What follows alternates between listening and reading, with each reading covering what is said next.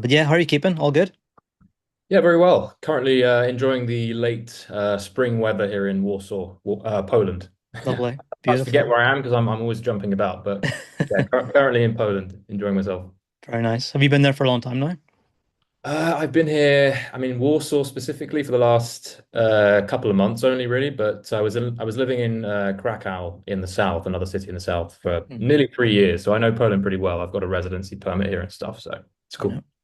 Yeah, somewhere I've always wanted to go to. My wife and I have been looking at Poland for years, actually, meaning to go and just spend some time there because I hear it's beautiful. Everyone who goes says it's a great place to visit. Yeah, Yeah. but there's a reason I'm still here. I really love it. It's Mm. beautiful place. Depends what kind of things you like, but if you like really kind of traditional style buildings and more of a kind of old school vibe, Krakow would be your place, or Wrocław, which is in the Mm. west. Warsaw's more of a kind of modern, Mm. futuristic city. It's quite surprisingly futuristic, actually. Mm. No, definitely. Yeah, it's definitely on our bucket list of places to go to for sure. Yeah. How did you come to be there then, Alex? So obviously you're from England, I assume. Yeah. How did you end up in Poland? It's a good question. Let's rewind back to 2020. I was actually living in London during the COVID period. Mm. And there was a point where I left my apartment in London to go live at home. So I gave up the rent because I realized I didn't really need to be paying it. So I went home to stay with the folks. I was there for about 4 months, realized I was getting a little bit antsy, needed to get out. And I just basically took out a globe and I had a look through different countries and different options for places that I could potentially hop over to, and I saw that Poland was pretty lax around being able to travel there fairly easily during the whole crisis period. So I thought, I've been curious about Warsaw. I've heard good things. Let's just do it. Let's just jump over there. So I went in July 2020 to check out Warsaw, and I've been basically kind of attached to Poland for ever since. Wow, that's incredible. Yeah. Yeah, the proper kind of nomad lifestyle, I suppose, in some respects. But Yeah. It wasn't yeah. particularly new to me at that point, I suppose, in terms of the nomad stuff. I've always been jumping around and traveling a lot. My parents were diplomats, so I've always had that kind of itch to continue traveling in my blood. So it's always been part of the picture. Fantastic. Yeah, I was sort of browsing through some of your stuff on Substack before the conversation today. On your About page, you talked about how I think you were in Vietnam, is that right? And then that's kind of what kicked Yeah. off your writing journey. Can you tell us more about that? Yeah, I was in Vietnam in 2014, if I remember correctly, and I had been in other places before that. So Vietnam wasn't my first foray into the kind of nomadic writer's journey life thing. Mm. I was in Japan for a little bit. I think Japan was my first major kind of place where I was like, okay, I'm gonna just up sticks and leave and try something completely different. Go to a place that I'm curious about, that I've been kind of yearning to go and visit, and stay there for longer than a typical 2 week holiday, more of a Mm. kind of 6 month plus proper stay. So I was in Japan in 2012, and that was my first kind of, yeah, first proper foray into like nomadism. Mm. Vietnam was a little further along the way, but also an awesome country, and one that I would definitely want to return to again and again. Mm. Um, and I since jumped over to Georgia for a little bit. I was in obviously Poland for a good chunk, and where else? I think that's pretty much it. But I spent quite a long period in each place. Mm. Japan is also high on my bucket list. Might to Yeah. get some tips for you about that at some point. But no, that's fantastic, and it's so cool to be able to have that lifestyle and do that kind of thing.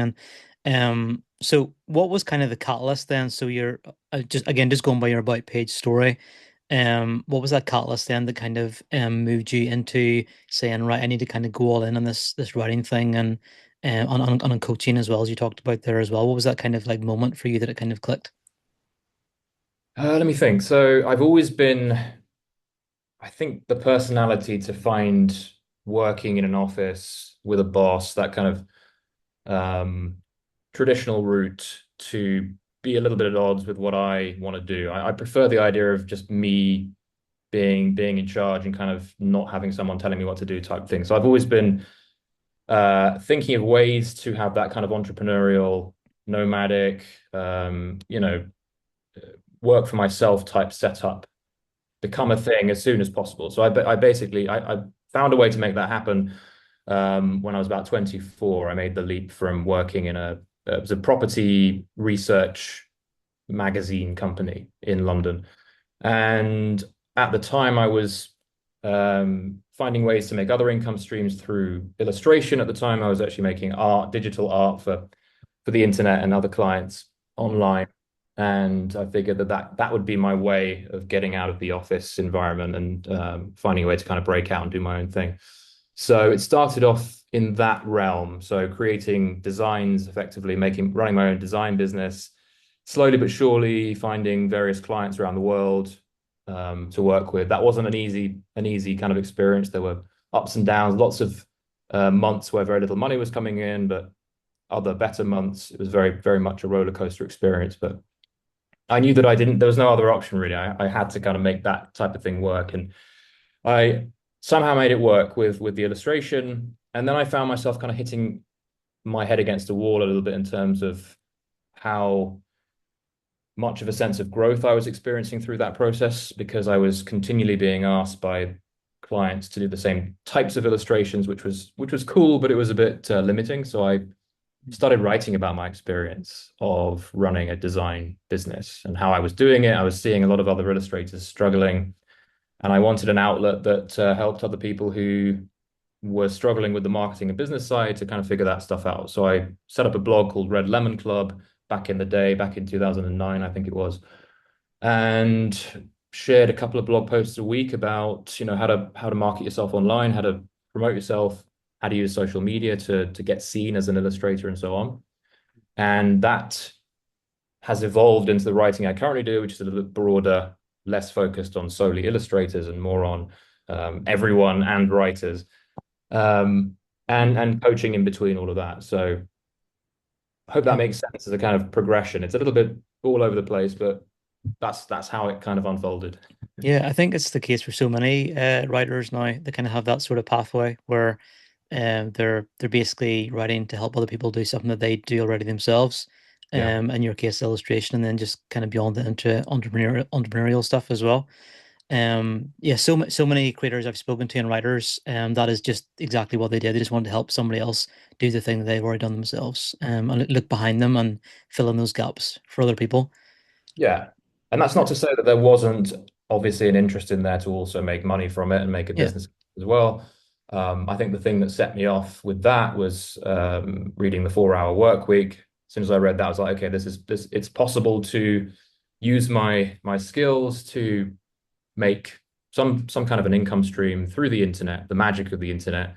And I figured that was actually which got me into illustration initially. I Mm. remember like, okay, what can I do that can be turned into some value that other people can use? And I thought, okay, I like art. I've been enjoying that. I don't do anything to do with art right now, but I'm going to teach myself super rapidly how to create digital illustrations Mm. so that I can create some kind of, whether it's residual or not, the ultimate aim was kind of passive income.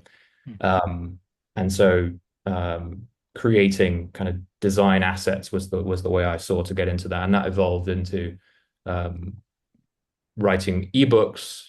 Yeah, I remember now. It's all slowly coming back. Going back. Um, One of my kind of early products that was an attempt at creating that sort of 4 Hour Work Week-esque passive income was creating an ebook. So I wrote an ebook about how to promote yourself online back in 2010. And I don't know, probably sold about 20 of those at $39, which was a nice sort of early experience of making online money.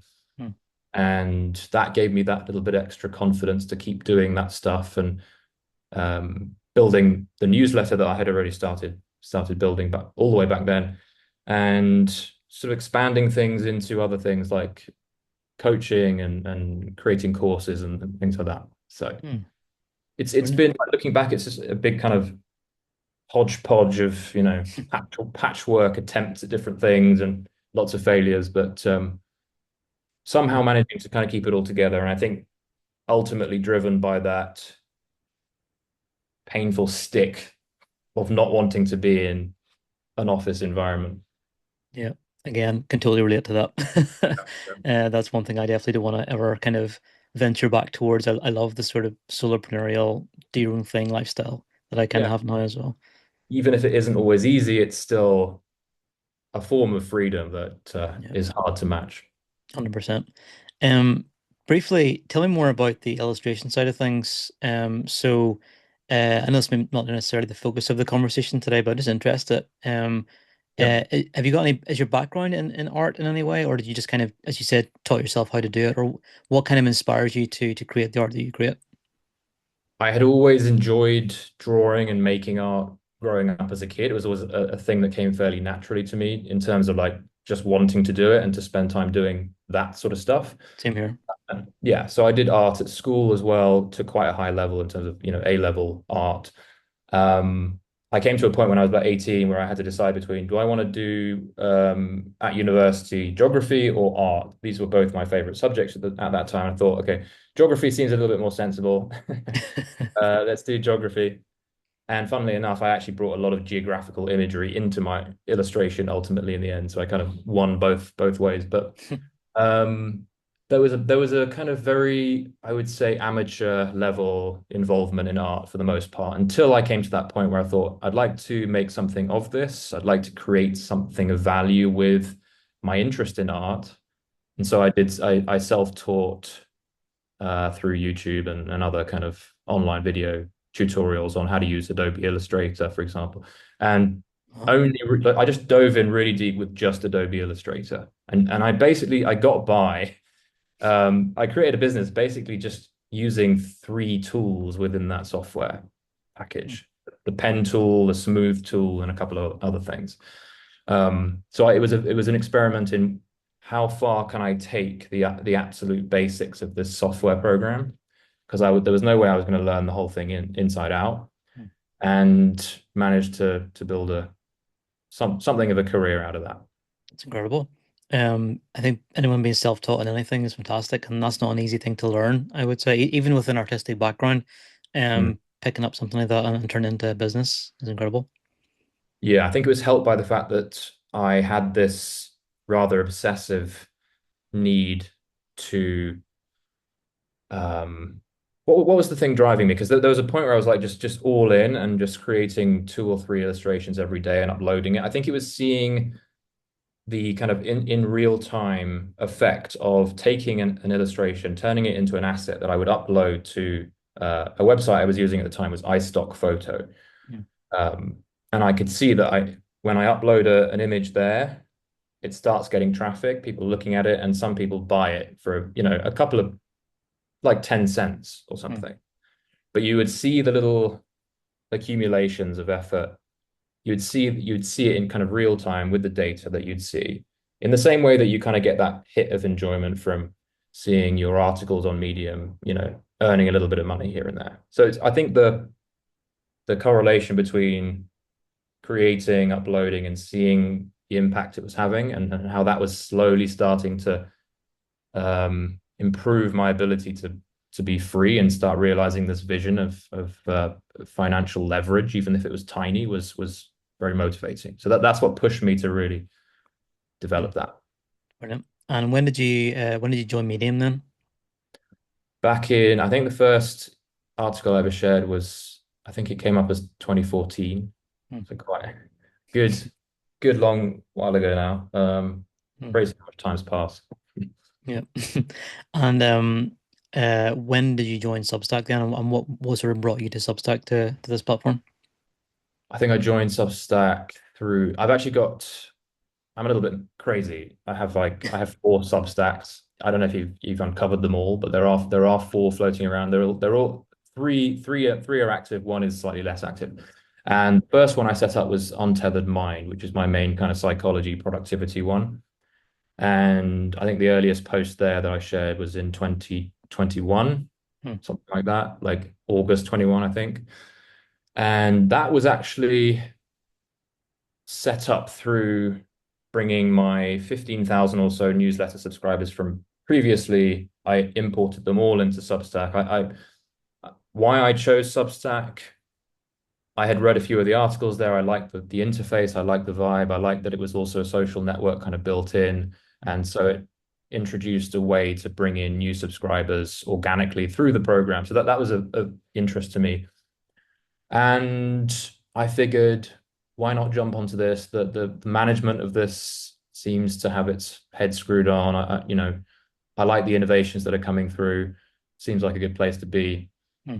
So I joined Substack then, and because I have quite a few different interests and different kind of categories of people that I want to help, I ended up setting up a few Substacks. So there's one called Mastery Den on writing specifically, Untethered Mind on mindset, Untethered Man to help men, and then Story Cabin, which is more about fiction that I'm dragging my feet on and doing that very poorly. And I know that you write fiction, and I've got some questions to you about how to stay in the game of fiction because I know that you had some struggles as well. But it's one Yeah. of the harder things to do, isn't it? I don't know, there's something about writing fiction regularly that involves a whole different type of resistance than non-fiction writing. Yeah, it definitely does. Yeah. I'm writing a book at the minute and I'm kind of going through one of those phases, feeling a bit of a dip with it. Sort of coming out of it now a little bit, but I think definitely for Yeah, for April and the first part of May, I was sort of really struggling. Which isn't usually like me. Normally when I write a book, I can just bang it out in about 3 months pretty quickly. Just write every morning for an hour and a half or so. But this one, for some reason, I think I was just distracted by other stuff I was doing at the same time and yeah, it um happens. yeah, It's dipped a little it's bit. not a linear process, is it? As we have both figured out. You're never like Yeah, perfectly trending upwards. There's always like the ups and downs. Yeah. yeah. I wish we could just sort of keep trending upwards or even stay stable, but I it definitely is more of a zigzag. know. I wish. Yeah. Yeah, I actually run, I've got three Substack publications as well. So how do you find it? How do you find the whole process of managing four simultaneously? It kind of suits me. I don't think it suits everyone. It suits me because I don't know, perhaps a little bit mental when it comes to enjoying being prolific with writing. I don't know. There's something about, I think it keeps me sane and it keeps me focused and it keeps me, less distracted in general to have several things that I'm working on. And I tend to get burned out and bored rather quickly if I'm just focused on one Hmm. fairly specific topic area. So it works for me pretty well to have two or three different areas that I'm working on at any given time. And Hmm. how I manage it, well, it's not over the top crazy. It's one or two articles per Substack publication per week type thing. Hmm. So it ends up being roughly one a day that I'm writing. And I'm pretty quick for the most part in terms of writing articles. So it's not like it's taking me hours and hours to write any one piece. So it is manageable. Like I'm writing 1 to 3 hours a day max, really, and Hmm. leaving space for the coaching and other things. So that in terms of the output of that of like 1 to 3 hours, I've got a daily newsletter. This is separate to Substack, but Substack actually links to this main newsletter, Hmm. which I run through Beehive. It's a little bit complicated. I understand that. I don't do things the straightforward way. So there's one kind of like central core newsletter that has all the other Substacks bringing in new people through automatically. And that, as you've probably seen, I send an email out through there pretty much every day. And then there's the other additional Substack. So it's a lot. It's a lot. And it's Hmm. not for everyone. Yeah. Why did you decide to, or first of all, when did you decide to start sending daily emails, and then why did you kind of want to make that leap on Beehive? I think it coincided, I think the daily email decision thing coincided with a couple of people I took on to help me with my business who are working on more of the technical funnel stuff and but also kind of general business coaching and support. Um, and the main reason for bringing these guys in was to get better at the digital course sales selling side of the business because I wanted to create a little bit more leverage there because obviously with course sales, if you can get it right, you've got a real advantage there because it opens up a lot of time and space because you're selling those if you can while you sleep type thing. So you're creating leverage. So I wanted to bring in some help to focus on making that part of the business better. And that's one of the main driving forces behind the daily newsletter is getting attention to my message, And for the small handful of people that want to ultimately buy the course that I mentioned at the bottom of each email, there is that. So there's that constant traffic and attention and eyeballs being brought to my mainly course sales arm of the business, although I sometimes promote my coaching and other things there too. Yeah. So daily, why daily? It's quite over the top, and it can sometimes be a bit grating in terms of like not only for maybe my subscribers, but also just for me coming out with a new idea every day can be challenging. But I also savor the challenge too. Mm. But ultimately, yeah, even if it doesn't appeal to everyone, not everyone's going to want to stay signed up to a daily email newsletter. I totally get that. Um, but overall, it brings more attention from the types of people who are interested in my message to my courses. And so that basically just adds a little bit more fuel to the sustainability of the business. Yeah. I was speaking to John Bjokovic a few months ago. He also sends daily emails as well, and similar to you in that sense. And I think he said similar kind of things. It just keeps you at the front of mind with your audience all the time because you are constantly landing in their inbox every single day. Yeah, Yeah. it's a bit of a question, isn't it? Like, as we're bombarded with so much information, part of you might be thinking, if everyone's receiving so much stuff every day in their inbox, isn't it a bit harsh to be the guy who's now adding a whole new daily email to that experience? But the other side of you might think, well, given that there's so much noise, you have to somehow compete with that noise. And if you've got a message that's worth sharing, then maybe it's worth doing what you can to push through that noise. Yeah. And you may annoy a few people, and that's inevitable. I see plenty of unsubscribes, but I also see plenty of new people coming through and plenty of people staying as well. So I think there's a big mindset component to doing this, because I frequently tell myself that I'm overdoing it and I'm worried about what other people think, and it's harsh and it's too much. But at the same time, you're kind of having to self-coach as a writer, telling yourself, well, do you believe in your message or not? Do you think your stories are actually genuinely helping people or not? If they are, maybe it is worth continuing. Yeah. By the way, if you've been thinking about launching a product, but you don't know where to start, there's a free masterclass coming up really soon that is just for you. My friend Derek Hughes is going to share the exact steps he used to go from stuck in a day job to earning money online with simple products that actually sell, built from experience, not theory, and designed to get you moving into action. You can book your seat to Derek's masterclass in the link below. I definitely encourage you to do that because it's coming up very, very soon and you're going to find it super useful. So definitely check that out before you go any further. What is some advice you might give to someone who is feeling that way, who's feeling like I'm annoying my audience by emailing them too much, or they don't want to hear the same thing repeatedly, or that sort of thing? How do you personally kind of move past that point, and what can somebody else take on board to do the same thing? Yeah, that is a common one. The concern that you are annoying people, or you're kind of going to upset certain types of people with the message you share, especially if what you're intending to do is speak honestly and bring in a bit of vulnerability and realism to what you're writing. There's inevitably going to be some people who disagree with what you say. And then there's the kind of repetition element as well, which a lot of people are concerned about, is that um, especially if you're consistent and you're putting out a lot of content, you're also inevitably going to repeat the same ideas. And Mm. that's definitely part of the deal and to be expected. And I have repeated the same ideas thousands of times, literally. There's probably like the same couple of ideas that appear in 90% of my posts and articles. So I've come to terms with that. I've made peace with the fact that I will repeat myself a lot. I have repeated myself and I will continue to do that. Mm. And I think the big thing in that is just belief in the message, belief in your service as a writer. Um, and really getting intimate with the idea that you have to kind of actually maybe even dedicate time each week to kind of meditate on this.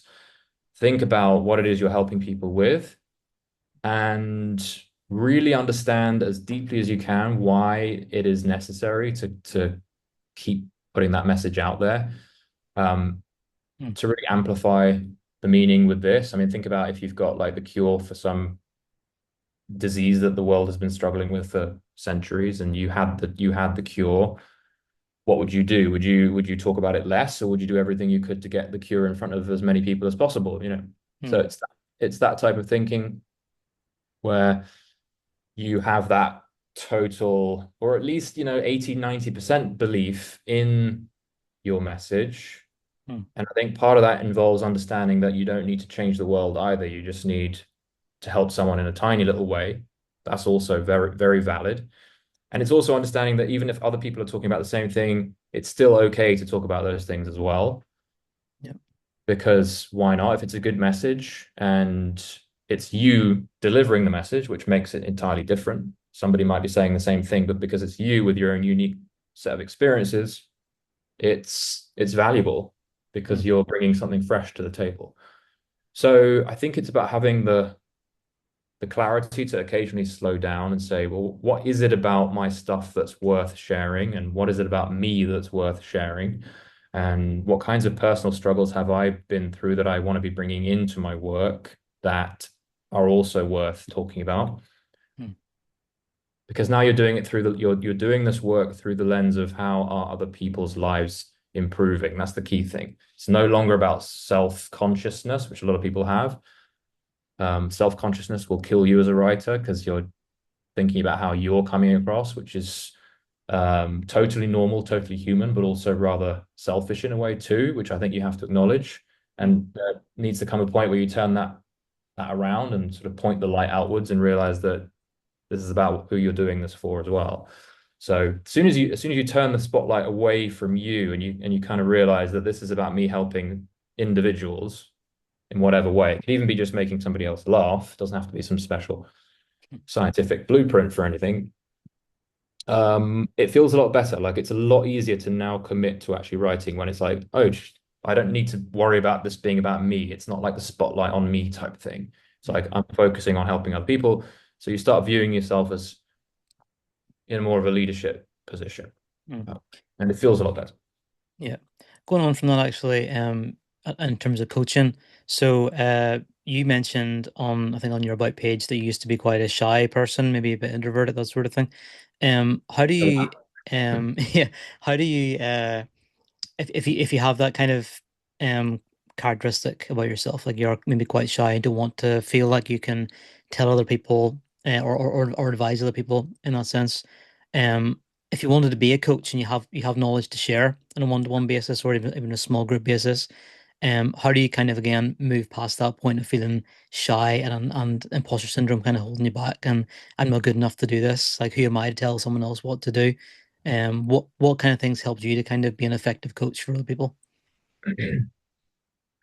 I think I think it's about revisiting exactly what I share, which is the introversion gets amplified. It's totally fine to be an introvert. There are many pros to it. Um, and we get kind of hung up on how we're coming across and we get kind of self-conscious. That's when things get a little bit you know, sticky. You get more resistance and more anxiety when we're thinking about how are we coming across? How am I coming across? Do I feel confident enough to do this? And because I feel nervous, therefore I must be doing something wrong. There must be something wrong with me. And it's just a kind of you type situation, which is totally fine because there's a very fine line between you thinking about yourself too much and you thinking about everything else. And all it takes is a little switch away from that. And I spent most of my life worrying about myself and feeling miserable as a result because when you think about yourself, it's kind of there's nothing you can really do about what other people think of you. And so you're constantly feeling out of control when you're thinking about and your attention is directed to the question of what can I do to improve. Well, don't even worry about that. Focus on looking outwards, looking at what struggles other people are having, Hmm. seeing how you relate through your own experience. That's fine. And um, being kind of outward focused. So if you're sitting in front of someone as a coach and you're a bit worried, you're a bit shy, the shyness is mostly coming from that performance anxiety attached to the worry about how you're coming across and if you're doing it right or not. Mm. The good news is you don't even need to think about that. As soon as you stop thinking about it and focus on what this other person is up to and what their story is, and you know your attention is moved away, um, by default, you're no longer thinking about yourself, which is the source of the anxiety. Mm. And so the anxiety goes because your attention is on the other person. So main thing is to just redirect focus. And the same applies not only to coaching, but to writing, to anything. Like you've got to think in terms of where is this going and how is this solving problems for other people. Brilliant. Yeah. Just a couple more questions, Alex, because I don't want to keep you too long. But Sure. um, first of all, through your daily emails you send out, and I've been reading them for a long time now, and they're great. How do you frame that? So, one thing you're very good at doing is telling authentic stories about yourself, being very open about things you've struggled with or gone through in the past. And how do you kind of take that from the process of sharing a story, a personal story about yourself, to an actionable, teachable point for the audience members who are reading it? Yeah, this is something that is fairly recent, a strategy I've taken on, Mm, you know, looking back over the types of writing that I have shared. I mean, I've done a little bit of it, but I've never really gotten into a flow, which I am right now, of really taking a good look at storytelling and turning it into a real craft and really finding a way to understand it inside and out. So I see myself very much as a beginner in this. So I might not necessarily be able to give you the absolute top end, answers to these questions on these kinds of things, but mm, there has been a lot that I've already learned, and it's a fascinating area. You know, it's kind of in the writing, copywriting, persuasion sort of field of how do you take a personal experience, um, and turn it into something that people can actionably use as a lesson, and then you're also kind of spinning the other plate of trying to um, you know build your own business, support your own business by selling the course at the end of it, or selling what or promoting the whatever the offer is at the end of the email. mm. And ideally, you want to have everything kind of connected. It shouldn't be. This is something that my coaches are teaching me, and I'm learning all the time on this and affecting it and tweaking it all the time. But to keep it simple, the process I use for writing these story-based emails is to think of something that happened recently. And mundane everyday things are fantastic. Doesn't have to be some special thing that happened. Could be as you probably see, like an incident in the coffee shop or whatever. Mm. And then you use your creative mind to start thinking about, well, what could be, well, what happened? What's a little snapshot of my day recently that I could feasibly turn into a story that's got a seed of interest in it? And what could potentially be the lesson in that? So um, Mm. trying to think of examples, but I don't know, you saw somebody riding a scooter crossing the road or something. Um, and you have to come up with something creative about what it is you learned from that. Maybe they were confused about the direction they were taking, and you could kind of bring it into a lesson about finding purpose in life in general, or something like that. Mm. So it's story leading into some kind of lesson, leading into I either leave it at a lesson or I turn it into like a bigger idea. Um, and then I tie that big idea to the offer at the end of the email. So um, Mm. if so the big idea is basically the big lesson that's learned through the story, and the course at the end should be the thing that people have the option to go deeper into if they want to explore that idea and apply it more Yeah. closely to their life. I often go into kind of mindset stuff. But as you can probably see with the way I'm describing it, there's still a lot I need to learn about it, and it's very much something that I feel a total beginner at.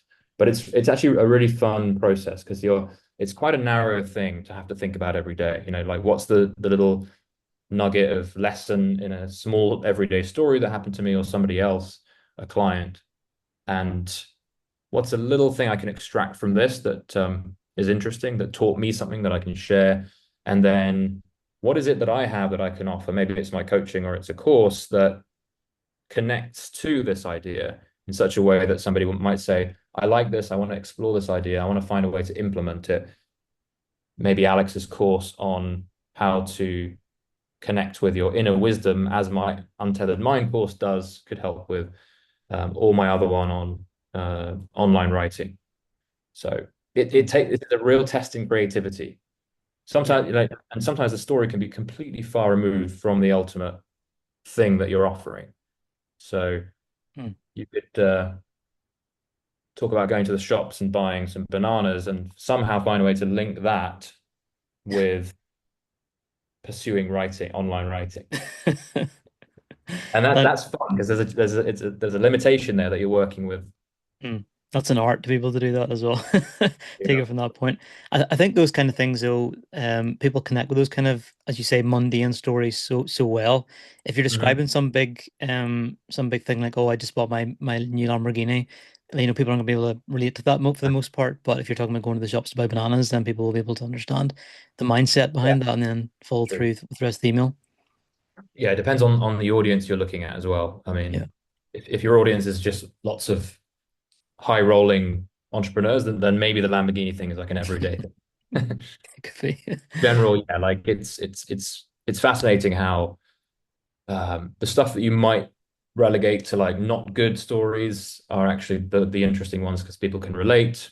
Especially if you bring in like something else that I've learned is if you've done something recently, like it's the recency element in stories as well that actually um, Mm, it kind of makes you there's that little added extra degree of exposure in there. Like you're making it more real, more you. It's a little bit more intimate because it's recent, and people relate to that little bit more. I have found mm, uh, the trust is because yeah, the trust is built through that kind of thing. yeah.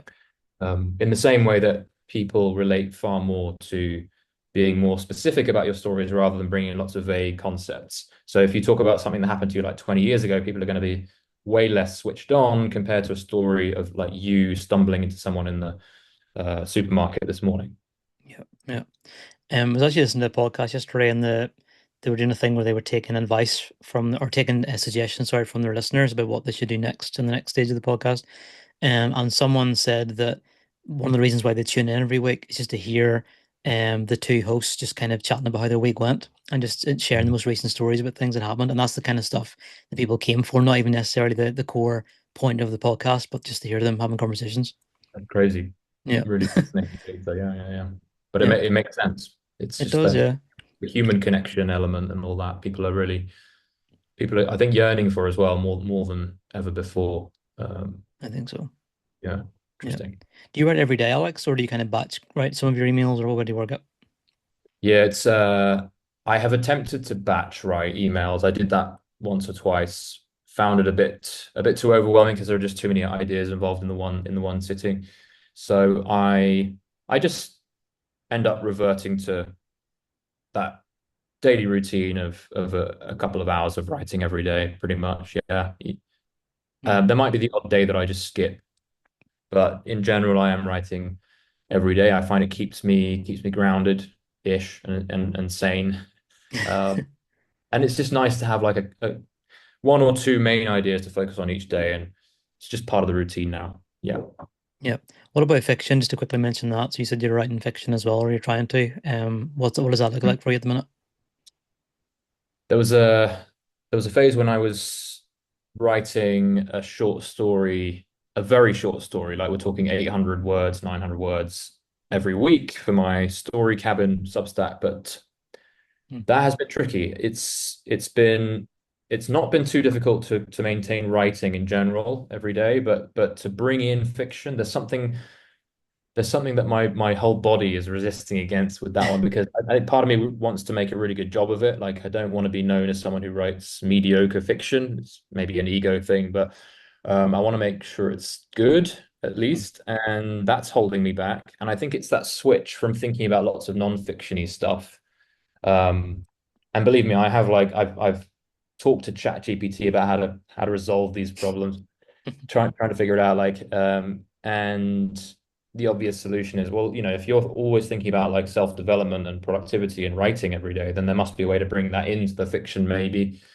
Possibly, but I think that's the challenge is that I'm getting a lot of that kind of writer's block, but specifically with the fiction because of the leap. But time is running out, and I'm realizing life is short, and there's only so much time I can keep coming up with excuses. So I think I know like this day is coming where I have to make that commitment again and say, look, no matter what other stuff's going on, you're going to be writing. So as you can probably tell, I have not been writing fiction for quite a long time. It's been a few months Mm. since that kind of weekly sprint, but I will be getting back on it. I think as a matter of urgency, actually, because I think to be honest, like if somebody would say, well, what would be one regret if you're on your deathbed that you didn't tend to? I think writing fiction novels for whatever reason is the thing. Like with all this other writing, I've kind of